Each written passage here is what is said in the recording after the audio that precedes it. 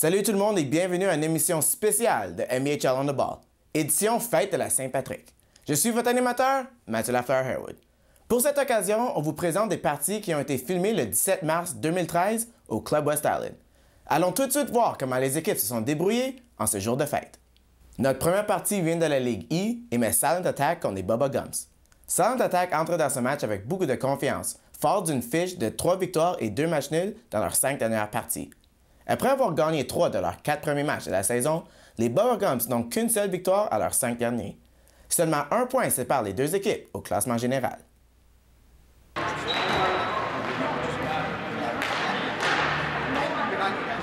On débute ce match avec Silent Attack qui menace.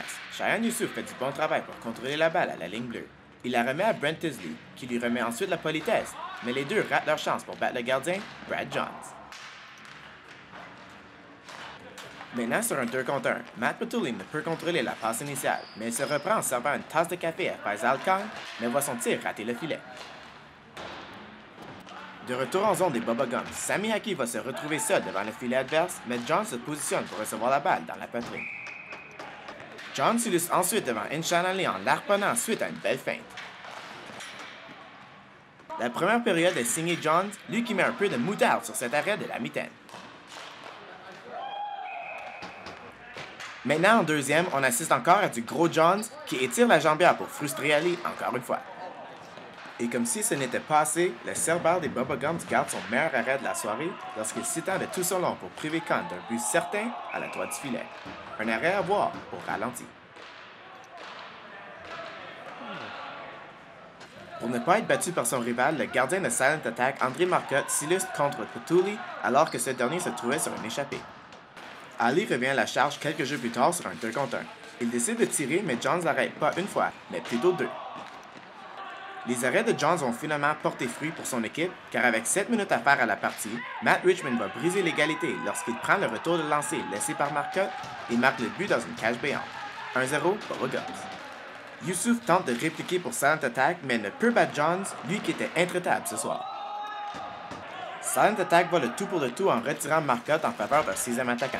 Mais c'est Vinay Desai qui marquera de la ligne rouge pour donner le but d'assurance aux Bubba Gumps. La marque finale, 2-0. Avec la victoire, les Bubba Gumps ont blanchi leur adversaire dans 2 matchs consécutifs, marquant 8 buts durant cette séquence. Ils ont grandement compté sur leur gardien dans ce match, lui qui a réalisé 27 arrêts pour mériter le blanchissage. Pour Silent Attack, la défaite marque la fin d'une séquence de 5 matchs avec au moins 1 point au classement. Eux qui ont maintenant une fiche de 3 victoires, 5 défaites et 3 matchs nuls. Pour notre deuxième partie, nous restons dans la Ligue E où on retrouve les Jays contre Brass Bonanza.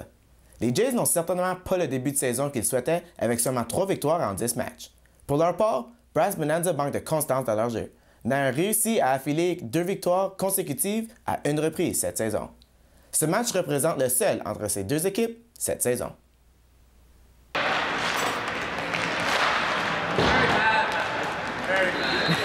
On commence cette partie avec Brass Bonanza en zone adverse. À la 10e minute de la première, le tir de Chris Desforges rate la cible, mais Mike Brisson s'empare de retour derrière le filet et s'y prend à 2 reprises avant de battre Makis Perazzo dans le haut du filet.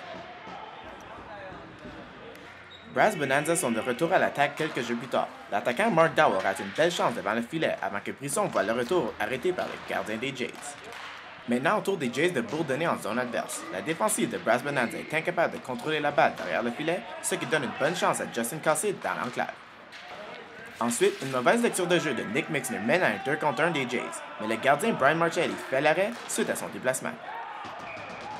Les Jays continuent de menacer en zone de Brass Bonanza, mais le Cerbère multiplie les arrêts avant qu'Anthony Ferry claire l'enclave. Sur la même séquence, l'attaquant Rémi Lafleur va manquer sa couverture défensive contre Chris DeVito, mais encore une fois, Marcelli fait l'arrêt. Maintenant, en deuxième période, Desforges sort une savante passe vers Dowell pour l'envoyer en échappée. Il essaie de battre Perazzo avec un tir rapide, mais le gardien résiste. C'est ensuite Brisson qui bat les défenseurs de vitesse pour se présenter seul devant Perazzo. Son tir initial manque le filet, mais il passe près de battre le gardien sur le retour.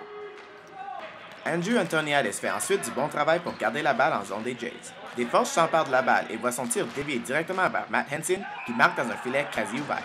C'est 2-0 Brass Bonanza. Brisson va mettre ensuite le match hors de portée moins de 5 minutes plus tard. Il se débat avec acharnement derrière le filet avant de se moquer de son couvreur pour surprendre le gardien de vitesse. DeForge est crédité de sa troisième passe de la soirée. Même avec un recul de 3 buts, les Jays n'abandonnent pas l'attaque. Le capitaine Matthew Bélanger travaille fort derrière le filet et retrouve Jay Shaw qui ne peut battre Marchetti dans l'enclave. DeForge et Brisson sont à la recherche de leur quatrième passe et troisième but respectivement, mais Perazo a le dernier mot à la fin de la partie. Brass Bonanza la remporte par une marque finale de 3-0. Il s'agit du premier blanchissage du gardien Brian Marchetti cette saison devant le filet des siens. Du côté des Jays, il s'agit de la troisième fois qu'ils se font blanchir du feuille de pointage cette saison et deuxième de suite. Notre troisième match vient également dans la Ligue E où les Rebels se frottent aux Reapers. Ce match met deux équipes qui se retrouvent au côté opposé du classement. Les Rebels trônent présentement au sommet de la Ligue avec 11 points, tandis que les Reapers n'ont savouré la victoire qu'une seule fois en 8 matchs. La dernière fois que ces deux équipes se sont affrontées, les Rebels ont blanchi les Reapers 5-0. Probably. Cette partie commence avec les Rebels qui sont empoudaillés dans leur zone. L'attaquant de format géant Éric Nantel rate son tir initial. David Seguin s'empare du retour, mais il ne peut prendre un tir franc avant que Nantel voit sa deuxième chance amortie par un défenseur. Maintenant en zone des Reapers, Julien Champagne reçoit la balle près du cercle des mises en jeu. Il court vers le centre, mais son tir est dévié par-dessus le filet. De retour en zone des Rebels, posté devant le filet, JF Lagacé se va donner une chance en or quand la balle se retrouve sur son bâton, mais le gardien Mitch Swells le frustre avec un arrêt de la jambière. La balle avait changé de direction en frappant le défenseur. Encore à la recherche du premier but de la partie, Mike Hunter menace en zone des Reapers. Son premier tir rate le filet, mais Champagne récupère la balle derrière le but et lui donne une autre chance, mais cette fois-ci, le gardien Justin Menassa le frustre avec un arrêt de la mitaine. Menassa s'illustre encore lorsqu'il fait l'arrêt initial sur le tir de Justin Saint-Louis, mais doit se montrer vigilant lorsque le retour est quasiment frappé au vol. Ensuite, en zone des Rebels, une belle échange entre Zachary Kaladi et Lagacé mène à un tir frappé de ce dernier, mais qui frappe le gardien dans la poitrine. Les Rebels vont finalement ouvrir la marque en fin de première. J.M. Morris s'empare de la balle sur la bande et prend un tir faible par Menassa. Le gardien fait l'arrêt, mais laisse un retour à Hunter, qui ne manquera pas sa chance de drop. C'est 1-0, Rebels. Eric Trevisono cherche à doubler l'avance des siens lorsqu'il se faufile entre les défenseurs, mais ne peut finir sa feinte au revers.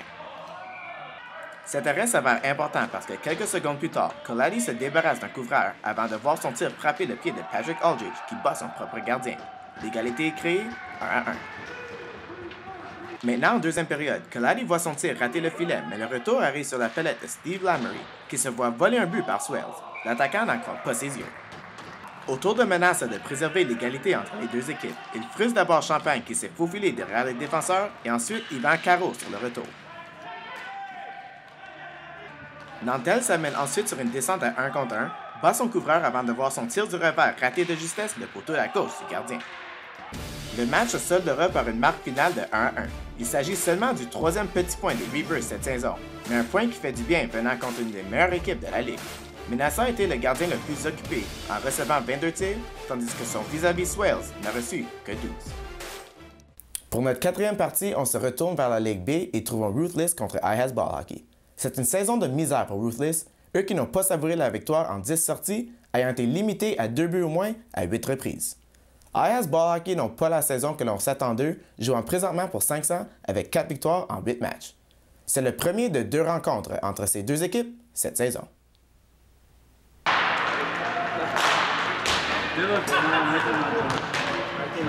On débute ce match avec Ruthless à l'attaque. Un bel échange entre Mathieu Falardeau et Dave Shipman mène à une belle chance pour ce dernier près du filet de Brian Marchetti qui fait l'arrêt. Quelques jours plus tard, le défenseur Justin Romeo va commettre une faute dans sa zone, mais réussit à se reprendre en brisant le jeu. C'est ensuite au tour de Ryan Steger à commettre un revirement en zone neutre. Shipman entre en pleine vitesse en zone de IHAS Ball Hockey. Il réussit une coupe de belles feintes, mais Marchetti le suit si bien qu'il ferme toutes les couvertures. Le numéro 12 rate ensuite le filet de peu. C'est Ruthless qui ouvre la marque avec 6 minutes à faire en première lorsque le tir de Falardeau bat le gardien dans la partie supérieure. 1-0, Ruthless. IHAS Ball Hockey tente de répliquer aussitôt sur un 2 contre 1. Alex Brown essaie de déjouer Jeff Labrosse, mais le gardien réussit à lui harponner la balle, brisant le jeu. Avant la fin de la première, Marchetti s'illustre devant Fred Hull avec un arrêt de la mitaine pour garder le score, 1-0. Maintenant en deuxième, Mike Brown réussit à s'amener sur le flanc gauche, mais ne peut battre Labrosse. IHAS Ball Hockey vont égaliser la marque par l'entremise d'Alex Brown lorsque ce dernier reçoit la balle en zone neutre et s'amène seul devant la brosse. Il déjoue le gardien avec une belle feinte pour ramener les deux équipes à la case du départ. Alex Brown réussit ensuite à soutirer la balle à Hull pour s'amener seul en zone des Ruthless. Il tente de battre le gardien avec une feinte, mais la brosse lui harponne la balle et la coupe. Shipman s'empare ensuite de la balle à la ligne bleue avant de la remettre à Falardeau. Ce dernier croit avoir une ouverture dans la partie supérieure, mais Marcelli lui ferme aussitôt avec le gant. IHAS Ball Hockey vont prendre les devants à la 10e minute de jeu lorsque Mike Brown s'y prend à 2 reprises avant de battre le gardien de Ruthless avec un tir précis des poignets. Alex Brown et John Wood avec les aides. On avance aux derniers instants de la partie où Marcelli réussit un arrêt à l'inextremis pour garder la marque 2-1 et en même temps sécuriser la victoire des siens par cette même marque. Un arrêt clé à un moment clé. Avec la victoire, IHAS Ball Hockey reviennent au-dessus de la barre de 500 avec une 5e victoire en 9 matchs cette saison. Pour une des rares fois sur nos zones, Corey Steger a été blanchi de la fin de pointage. La défaite prolonge la saison de misère de Ruthless, eux qui encaissent une 11e défaite de suite. Dans notre 5e et dernier match qui vient également de la Ligue B, on retrouve les Han Canadiens contre Green Army. Comme d'habitude, les Han Canadiens jouent du bon hockey cette saison, avec 7 victoires déjà et avec leurs 3 défaites venant compte des formations de la Ligue A. Green Army aimerait bien rebondir après avoir perdu leurs 2 derniers matchs, qui étaient précédés de 3 victoires consécutives.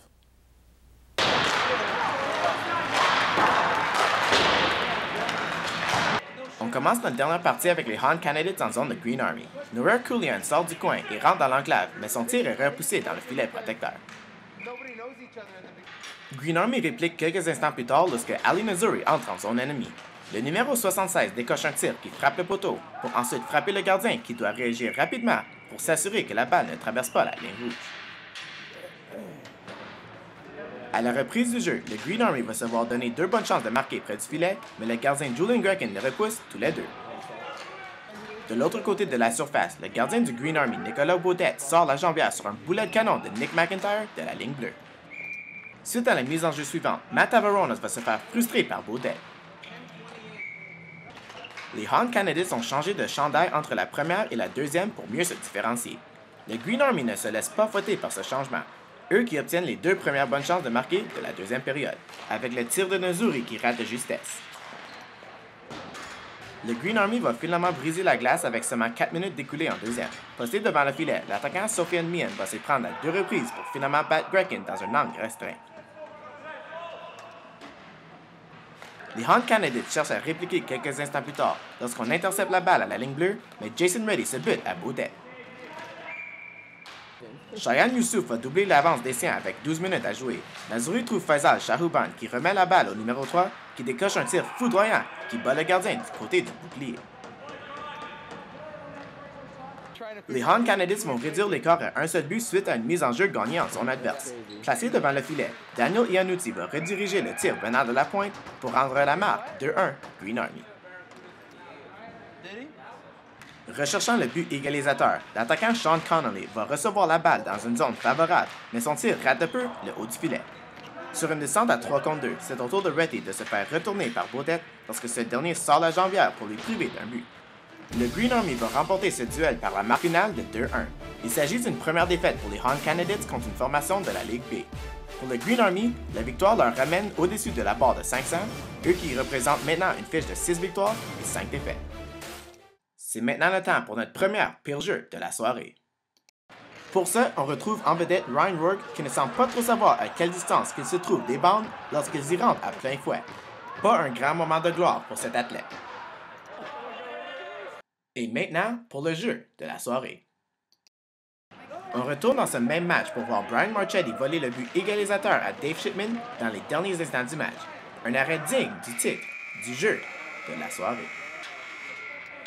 Voilà pour un autre épisode de NBHL on the Ball, j'espère que vous vous êtes amusés. L'action de la NBHL augmente sans cesse avec l'approche des séries. On peut s'attendre à beaucoup d'intensité dans les semaines qui suivent. N'oubliez pas de nous suivre sur Facebook et sur Twitter. C'est tout pour moi. À la prochaine!